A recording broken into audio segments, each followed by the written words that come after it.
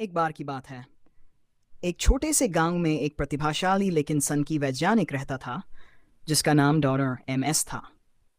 वह विज्ञान के क्षेत्र में अपनी अद्वितीय खोजों के लिए जाना जाता था, लेकिन उसका व्यवहार असामान्य था और वह अक्सर अन्य वैज्ञानिकों और गांव वालों से उपहास का शिकार होता था। डॉन एमएस के मन में एक खास योजना थी।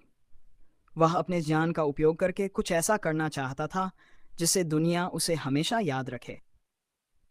गांव के लोग उसे पागल कहकर चिढ़ाते थे और उसकी किसी भी बात को गंभीरता से नहीं लेते थे। ये बात उसके मन में गहरी बैठ गई थी और वह दिन रात इसी के बारे में सोचता रहता था। एक दिन उसने फैसला किया कि वह अपने अपमान का बदला लेगा। उसने अपनी प्रयोगशाला में महीनों तक कठिन परिश्रम किया, बिना किसी को बताए कि वह क्या कर रहा है।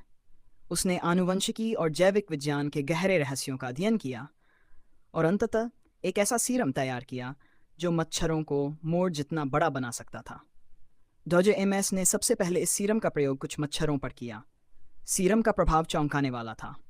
कुछ ही समय में मच्छर विशालकाय जीवों में बदल गए, जिनके पंख इतने बड़े थे कि जब वे उड़ते थे तो हवा में तेज शोर होता था और जमीन पर हलचल मच जाती थी।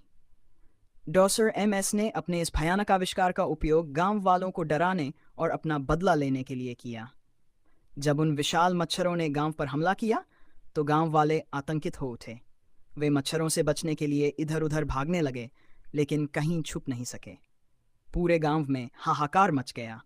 लेकिन जैसे ही गांव वाले उस पागल वैज्ञानिक के घर पहुंचे, वहां का दृश्य चौंकाने वाला था। डॉनर एमएस की प्रयोगशाला पूरी तरह से तहस नहस हो चुकी थी और वह खुद भी गायब था। ऐसा लगा जैसे वह हवा में ही गायब हो गया हो। उसकी कोई भी निशानी वहां नहीं मिली। लोगों का मानना था कि डॉ एमएस अपनी ही बनाई हुई किसी रचना का शिकार हो गया होगा, लेकिन सच क्या था, ये कोई नहीं जानता। उसकी कहानी रहस्य बनकर रह गई और उस गांव के लोग आज भी उन विशाल मच्छरों के आतंक को नहीं भूल पाए हैं। एमएस का नाम इतिहास में एक पागल वैज्ञानिक के रूप में दर्ज हो गया, जिसने अपने अपमान का बदला लेने के लिए ऐसा भयावह आविष्कार किया